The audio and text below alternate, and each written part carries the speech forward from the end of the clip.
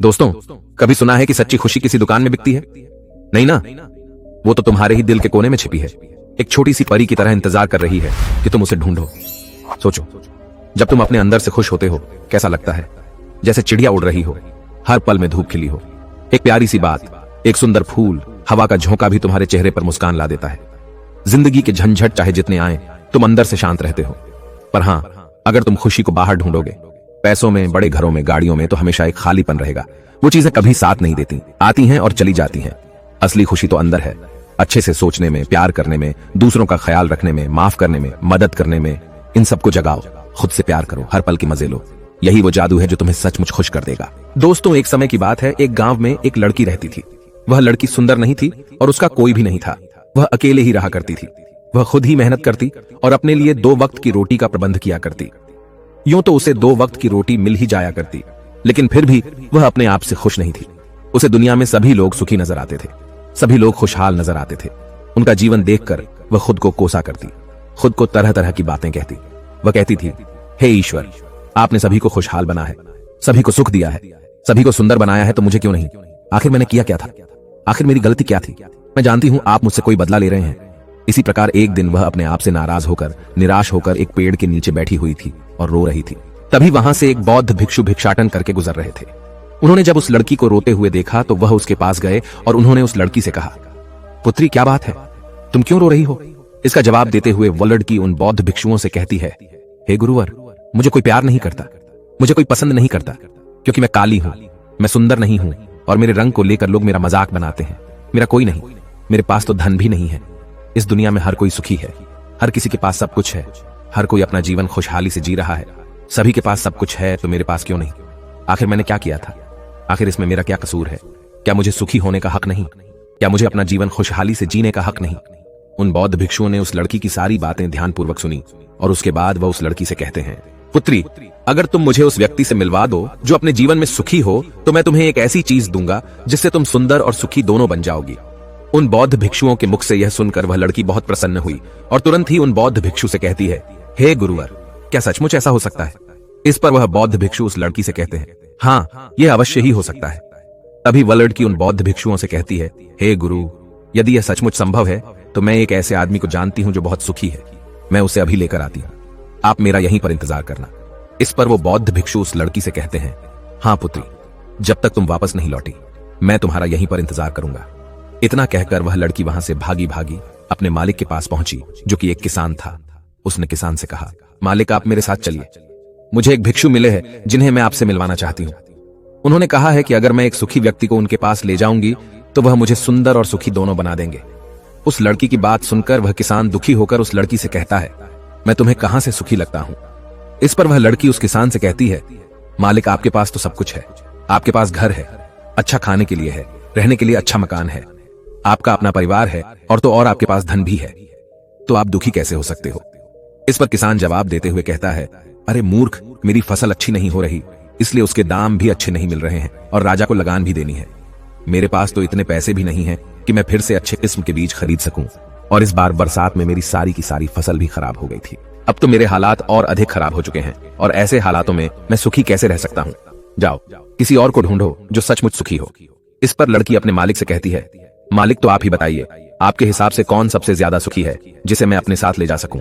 इस पर वह किसान कुछ देर सोच विचार कर उस लड़की से कहता है, मुझे लगता है कि व्यापारी बहुत सुखी है। उन्हें न तो फसल उगाने की चिंता है और न ही फसलों की देखरेख करने की। उन्हें तो बस फसल खरीदनी होती है और वह उसे कहीं से भी खरीद सकते हैं।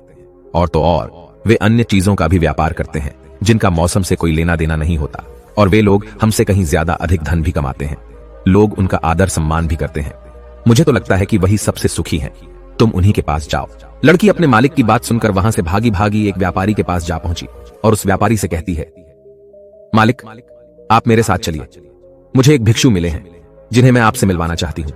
उन्होंने कहा है कि किसी ऐसे सुखी व्यक्ति को ले आओ जो सचमुच सुखी हो, और उसके बाद वह मुझे एक ऐसी चीज देंगे जिससे मैं सुंदर और सुखी दोनों हो जाऊंगी। उस लड़की की यह बात सुनकर वह व्यापारी दुख भरे शब्दों में उस लड़की से कहता है, अरे, हमारे जीवन में कहां सुख है? चारों ओर से तो हमें दुख ने ही घेर रखा है। चोर, लुटेरे, डकैत, हमें सबका ध्यान रखना पड़ता है। व्यापार में अभी बहुत घाटा भी चल रहा है, और तो और राजा हमसे अतिरिक्त कर भी वसूल रहे हैं, जिससे अब व्यापार करने में बहुत दिक्कत आने लगी है। हमें सुरक्षा भी नहीं मिल पा रही। जीवन पर हमेशा कोई ना कोई संकट मंडराता ही रहता है। मुझे तो ऐसा लगता है कि मुझसे दुखी इस दुनिया में और कोई नहीं। इस बार लड़की उस व्यापारी से कहती है, परंतु मालिक, आपके पास तो इतना धन है, आपके पास इतनी जमीन जायदाद है, आपके पास इतना अन्न है, रहने के लिए इतना बड़ा मकान और खाने पीने के लिए हर प्रकार की सुविधाएं हैं, इसके बाद भी आप दुखी हैं। यह बहुत अजीब सी बात है। मुझे तो लगता था कि आप बहुत सुखी होंगे। खैर, कोई बात नहीं। कृपया करके मुझे कोई ऐसा व्यक्ति बताइए जो आपके हिसाब से बहुत सुखी हो, जिसे मैं उन बौद्ध भिक्षुओं के पास ले जा सकूं। इस पर वह व्यापारी कुछ देर सोच विचार कर उस लड़की से कहता है, मुझे लगता है कि राज्य के अधिकारी बहुत सुखी हैं। वह सीधा राज्य से संबंध रखते हैं, उनके पास अधिकार है और वह धनवान भी हैं। वह चोर, लुटेरे और डकैतों से भी नहीं डरते, और वही लोग हमसे धन भी वसूलते हैं, और हम उनके सामने उनके आदर में झुकना ही पड़ता है, और सभी लोग उनका बहुत मान सम्मान भी करते हैं। मुझे नहीं लगता कि उनके जीवन में कोई भी दुख होगा, और मुझे लगता है कि वही सबसे सुखी हैं। काश मैं भी राजा का एक अधिकारी होता, तो मैं भी अपना जीवन आराम से बिता रहा होता। इस पर वह लड़की उस व्यापारी से कहती है, मालिक, क्या आप किसी अधिकारी को जानते हैं? क्या आप मुझे उनसे मिलवा सकते हैं? मैं उन्हें अपने साथ ले जाऊंगी। अगर वह सबसे सुखी हुए तो मुझे बौद्ध भिक्षु कुछ ऐसी चीज देंगे जिससे मैं भी सुंदर और सुखी हो जाऊंगी। बताइए ना, आप मुझे किसी अधिकारी से मिलवा सकते हैं, मैं आपकी बहुत आभारी रहूंगी। व्यापारी को उस लड़की पर दया आ गई। उसने उस लड़की को एक अधिकारी से मिलवा दिया। लड़की ने अधिकारी से मिलने के बाद उस अधिकारी से कहा, मालिक, आप मेरे साथ चलिए। मुझे एक भिक्षु मिले हैं जिन्हें मैं आपसे मिलवाना चाहती हूँ। उन्होंने मुझसे कहा है कि अगर मैं एक सुखी व्यक्ति को उनसे मिलवा दूंगी तो वह मुझे एक ऐसी चीज देंगे जिससे मैं सुंदर और सुखी दोनों हो जाऊंगी। इस पर वह अधिकारी उस लड़की से कहता है, तुम्हें किसने कह दिया कि मैं सुखी हूं? अरे, मेरे जैसा दुखी व्यक्ति तो इस दुनिया में और कोई नहीं होगा। तुम्हें नहीं पता, लेकिन हम पर कितना दबाव होता है, हमारे ऊपर कितनी जिम्मेदारियां होती हैं।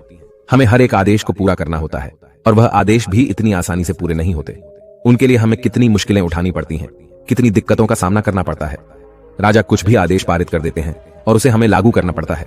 जनता का गुस्सा और तरह तरह की मुश्किलें, सभी परिणाम हमें ही झेलने पड़ते हैं। और तुम्हें लगता है कि मैं सुखी हूं? ऐसा कुछ भी नहीं है। अगर वह भिक्षु तुम्हें सुखी कर दे तो तुम उसे मुझे भी मिलवाना। मैं भी तो सुखी होना चाहता हूं।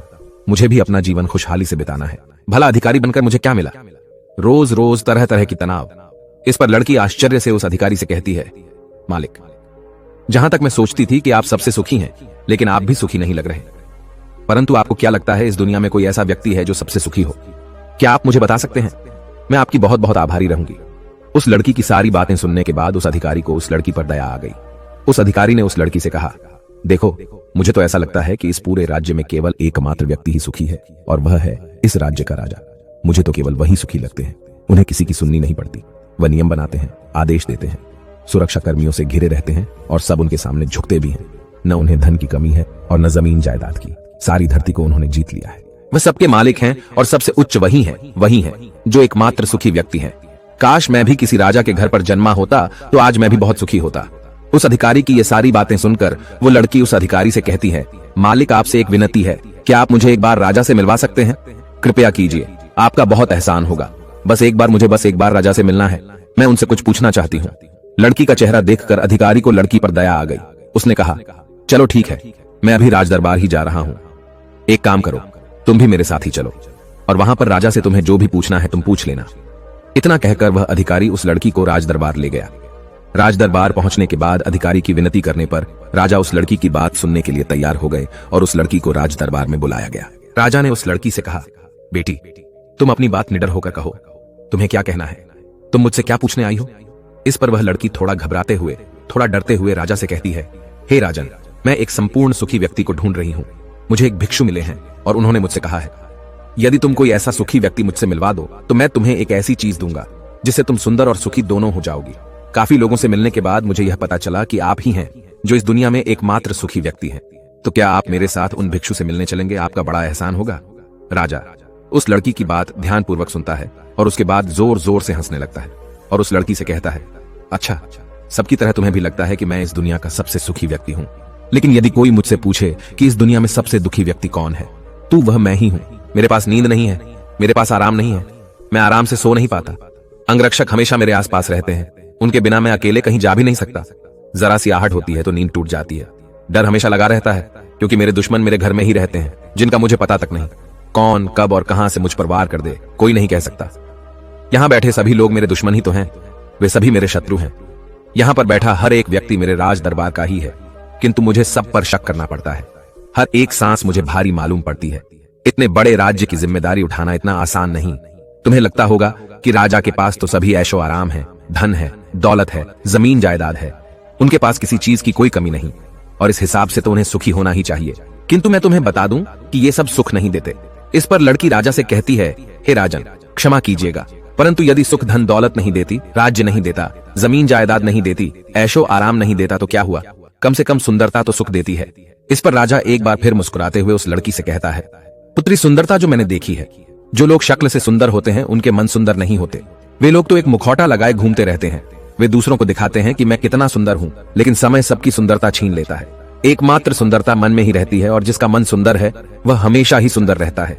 इस पर वह लड़की राजा से कहती है, हे महाराज, तो आप ही बताइए कि आपके हिसाब से इस दुनिया में सबसे सुंदर और सुखी कौन है। इस पर राजा लड़की से कहता है, पुत्री, मेरे हिसाब से तो एक गरीब व्यक्ति जो 2 वक्त की रोटी का प्रबंध कर सके, बस इतना ही, जो किसी तंत्र, बिना किसी बंदिशों के, बिना किसी भी दिशा में घूम सके, उसे कुछ भी छिन जाने का डर ना हो, कुछ भी लुट जाने का खौफ ना हो, जिससे रात को अच्छी नींद आती हो। मुझसे पूछे कि तो सबसे ज्यादा सुखी वही होगा, और इस हिसाब से मैं तुम्हें देखता हूं कि तुम सबसे सुखी हो। तुम्हारे पास नींद है, अच्छा मन है, चारों दिशाएं हैं, और कोई डर नहीं, कोई साजिश नहीं, कोई षड्यंत्र नहीं, बस जीवन है, खुला जीवन। मेरे हिसाब से तुम ही सबसे सुखी हो। राजा की ये सारी बातें सुनकर एक पल के लिए वह लड़की सोच में पड़ गई, और तभी उसे इस बात का एहसास भी हो गया, वाकई में वह एकमात्र सुखी है, वही सुंदर है। और अब वह जो थी, जैसी भी थी, उसे खुद के होने पर गर्व होने लगा। वह पूरे दिन यहां वहां भटकते हुए आखिरकार थक हार कर, लेकिन संपूर्ण सुख लिए, वो चेहरे पर मुस्कान लिए, प्रकृति से बातें करते हुए वह उन बौद्ध भिक्षुओं के पास वापस लौटी, और उसने उन बौद्ध भिक्षुओं से कहा, हे गुरुवर, मैं यहां से गई थी तो मुझे लग रहा था कि मैं ही सबसे दुखी हूं और मैं ही सबसे बदसूरत, लेकिन यहां से जाने के बाद जैसे जैसे मैं लोगों से मिलती गई, मुझे यह एहसास होने लगा कि इस दुनिया में सबसे सुखी व्यक्ति तो मैं ही हूं। हाँ, यह बात और है, मैं किसी सुखी व्यक्ति को आपके पास ला ना सकी, क्योंकि मुझे लगता था कि मुझे छोड़कर सब सुखी हैं। लेकिन बात तो कुछ उल्टी ही हो गई। यहां तो मुझे छोड़कर सभी दुखी हैं। सभी को किसी न किसी चीज का डर है, कुछ खो जाने का डर, कुछ न पाने का डर, खुलकर न जी पाने का डर। इस हिसाब से तो मेरे पास सब कुछ है। मैं खुशी से झूम सकती हूँ, गा सकती हूँ, जहां मन करे वहां जा सकती हूँ, और 2 वक्त की रोटी का इंतजाम करने के लिए मेरे पास ये हाथ और पैर भी हैं। मुझे किसी चीज का कोई गम नहीं। मेरे पास ऐसा कुछ नहीं जिसके खोने का डर मुझे सताए। इस पर वह बौद्ध भिक्षु उस लड़की से कहते हैं, पुत्री, आखिरकार तुम्हें वह सुंदरता और सुख मिल ही गया। अब से तुम सुंदर और सुखी हो। ये कहकर वो बौद्ध भिक्षु वापस अपने आश्रम लौट गए, और वह लड़की भी अब जान चुकी थी कि वही सबसे सुंदर और सुखी है। अब उसे किसी बात का कोई गम नहीं था। कभी अपने आप को अब कोसा नहीं करती थी, बल्कि वह अपने आप में हमेशा खुश रहती थी, हमेशा मस्त रहती थी। दोस्तों, हमें भी ऐसा ही लगता है कि हमारे पास कुछ नहीं और सामने वाले के पास सब कुछ है। वह कितना सुखी है, उसके पास हर चीज है, हर ऐशो आराम है, हर सुविधाएं हैं। किंतु ऐसा है नहीं। ये केवल आपके देखने का नजरिया है। असली सुख तो आपके पास ही है, और वह है संतुष्टि। यदि आप अपने आप से संतुष्ट हैं, आपके पास जो कुछ भी है उसमें यदि आप खुश हैं, तो आपको कोई भी गम डरा नहीं सकता, आपको कोई भी दुख परेशान नहीं कर सकता। किंतु हमारी सबसे बड़ी तकलीफ यही है कि हम खुद को नहीं बल्कि दूसरों को ज्यादा देखते हैं। दूसरों से हम ज्यादा प्रेरित होते हैं, और उनकी खुशी देखकर हमारे भीतर ईर्ष्या का भाव उत्पन्न होने लगता है। हमें तकलीफ होती है कि उनके पास इतना सुख कैसे है और हम इतने दुखी क्यों हैं, क्योंकि हम केवल उनकी तरफ ही नजर गड़ाए हुए हैं। हमने तो अपने पास देखा ही नहीं कि हमारे पास क्या है। हम उस पर कभी ध्यान नहीं देते, बल्कि हम तो हमेशा इस पर ध्यान देते हैं कि हमारे पास क्या नहीं है, और यही नजरिया आपको दुख और तकलीफों की ओर ले जाता है। आप चाहकर भी सुखी नहीं रह पाते, क्योंकि आपने अपना नजरिया क्या नहीं पर गड़ा रखा है। वहीं पर यदि आप इस तरह से सोचें कि मेरे पास बहुत कुछ है, रहने के लिए अच्छा घर है, खाने के लिए अच्छा खाना है, पहनने के लिए अच्छे कपड़े हैं, कम से कम 2 वक्त की रोटी का आपके लिए इंतजाम भी हो जाता है, लेकिन बहुतों के पास तो यह भी नहीं होता, तो क्या आप सुखी नहीं हैं? क्या आपके पास वह सब नहीं है जो उनके पास नहीं? जरा एक पल के लिए सोचकर देखिएगा। अब आप में से कितने लोग यह कहेंगे कि यह सब तो खाली बेकार की बातें हैं, ऐसा कहने से कुछ नहीं होता। लेकिन मेरी बात का विश्वास कीजिए। बस एक बार के लिए आप 24 घंटे के लिए यह प्रण कीजिए कि आप केवल सकारात्मक सोचेंगे और अपने जीवन में हो रहे सकारात्मक विचारों पर ध्यान देंगे, सकारात्मक घटनाओं पर ध्यान देंगे। आप देखेंगे कि वह दिन आपका बहुत अच्छा बीतेगा, और उस दिन आप बहुत अच्छा महसूस करेंगे। आप जिस कार्य में हाथ डालेंगे वह कार्य पूरा भी कर सकेंगे। आप उस दिन जैसा चाहेंगे वैसा कर पाएंगे। क्या आप अपने आप को चुनौती देने के लिए तैयार हैं? क्या आप 24 घंटे केवल अच्छा सोचने के लिए तैयार हैं? दोस्तों, आपने आज के इस वीडियो से क्या सीखा वो मुझे आप कमेंट में बता सकते हैं। इसी के साथ में उम्मीद है कि आपको आज की वीडियो पसंद आई होगी, तो इस वीडियो को उस इंसान को शेयर करें जिससे यह कहानी सुनने की जरूरत है, और उसी के ठीक बाद चैनल को सब्सक्राइब करें। तो तो चलिए फिर मिलते हैं ऐसी एक और नई वीडियो में एक नए मैसेज के साथ। तब तक के लिए अपना ख्याल रखें। धन्यवाद और नमो बुद्धाय।